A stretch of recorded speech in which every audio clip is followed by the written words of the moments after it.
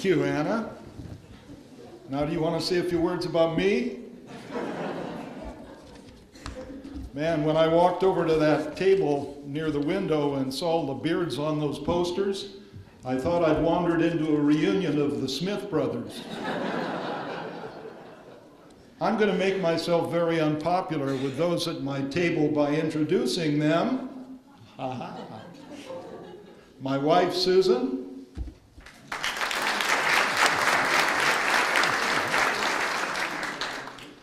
From Easton, Maryland, my elder son, Charlie, and his wife, Pam.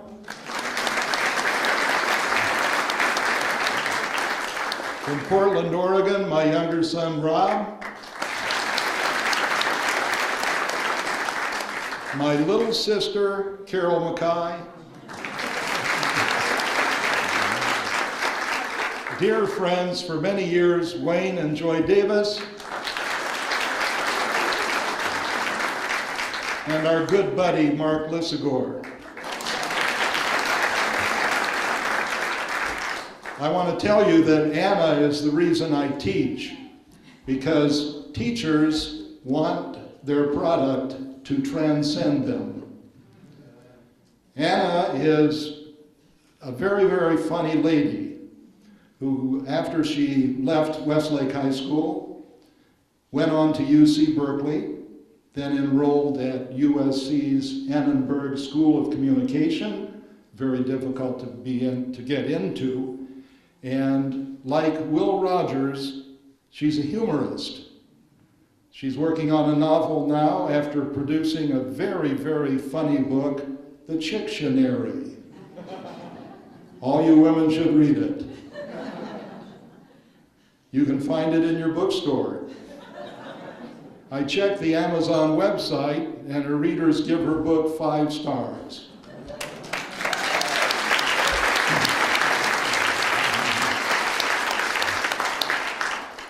Well, after 36 years of teaching, it's nice to be in front of a group who appear to be wide awake and don't have zits.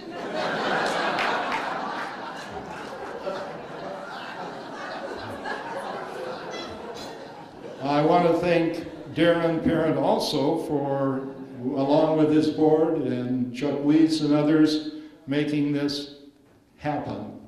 It's great to have a Hall of Fame for teachers, and they put in a lot of hard work to make the evening happen. I'm honored to be here tonight in the company of Keith, Larry, and Tom, and I sure wish that Steve could have been here with us. Tom and I, by the way, go way back to the late 1960s when he was department chair of Rio Mesa, and I was department chair at Thousand Oaks, and we both served on the district curriculum committee. You remember that, Tom? I'm not like Larry Jones, who wanted to be a teacher all of his life. I have to confess that I never intended at all to become a teacher. I always wanted to be a journalist. So when I left college, I got a job as a reporter on the Oxnard Press Courier. You remember the Press Courier? I had nothing to do with its demise. One day my sweet mother took me aside and told me she knew I was a pretty good reporter, but she'd be very, very proud of me if I became a teacher. Teaching, she said, is a more noble profession than writing newspaper articles.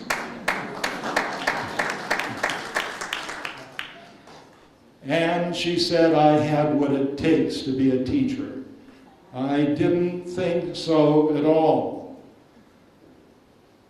To me, it was like suggesting a career in a nunnery to Lady Gaga.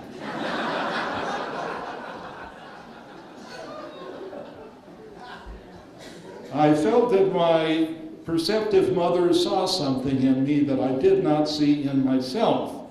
And so off to college I went again. And I fell in love with teaching from the start. I thrived on the creativity, involved in making learning interesting and challenging, and I enjoyed the fun of repartee and interactions with my students.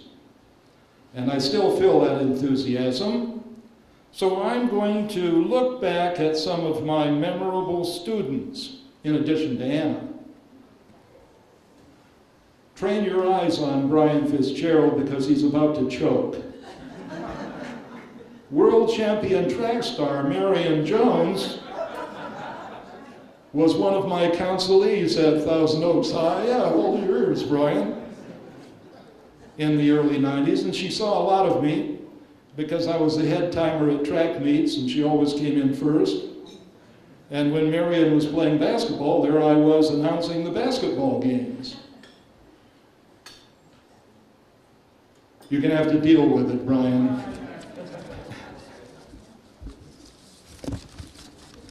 Kelly Martin, who was the star of a poignant TV series called Life Goes On, was another of my counselees in the early 90s. Kelly didn't attend school as Marion did. She took that off campus, and then she came to see me, to meet with me, to make academic plans, to talk about university requirements, to prepare for college application. Kelly wanted to go to Yale, and since she was bright and motivated, she did. Suzanne DeWams was Miss California of 1982. Actually, she wasn't a student in any of my AP English classes, but when she heard that I was in my room every day at lunch helping students, she came on in. Now it's interesting because soon a substantial number of the male population on campus started coming in too. Hey, I'd do anything to get them to come in and learn. Kurt Russell, the popular movie star of Disney fame, started his sophomore year with me in the mid-60s.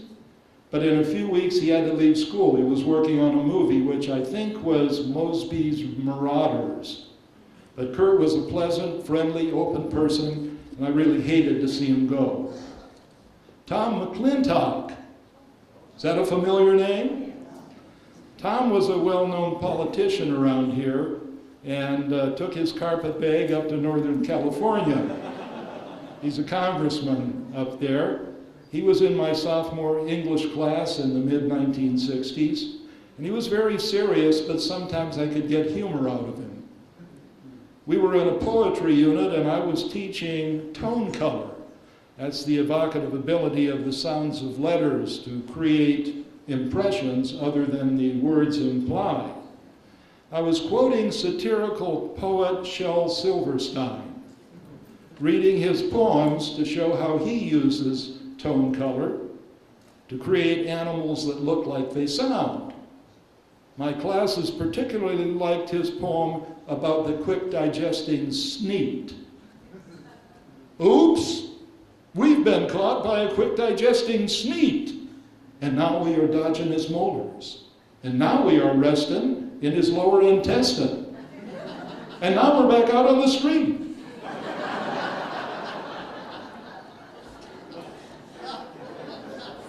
Oh, some people get it a little later. The assignment I made was to use tone color to create new words and animals that look like they sound. And here's what Tom wrote about a sad-looking creature he called the frump. And it says right here, Tom McClintock, English 2H, January 4. And then he didn't put the year. That's a few points off his score here. How's it going, little frump? How's life been treating you? To sit there useless on your rump, is that all you can do? How's it going, little frump? It can't be all that bad. Many times the world you'll bump. Don't let it make you sad. Hey, little frump, you know all this? Then why the look of dejection? 10 to 1, it simply is a touch of indigestion. One of my more memorable students was a guy named Mike Richards, Kramer on the Seinfeld show. And you might understand that maybe he was a little eccentric, very vocal, and a class clown. We were working on hyperbole. I read to the class a Paul Bunyan tall tale as an example and instructed them to create a character and tell a story about him or her using hyperbole. Then I picked the best tall tales, read them to the class, and they voted for the tallest tales in a lie-off. Kramer was one of our finalists in period 3. I'm going to read only the first paragraph that he wrote because I really am out of time. This is about Big Beulah. Big Beulah was very, very big. When she stood in one place, her butt was in 2 counties. Sounds like him, doesn't it? The Los Angeles Rams wanted to hire Beulah for a position on the team, the front line. To get through a doorway, she had to exhale completely and have a bulldozer push her through. They actually used Beulah for a model once, a model for the Goodyear blimp. Years ago, Beulah gave up trying to be slim. She quit Weight Watchers and organized a new group called Weighty Waddlers. That's it. Thanks for being here and keep on learning.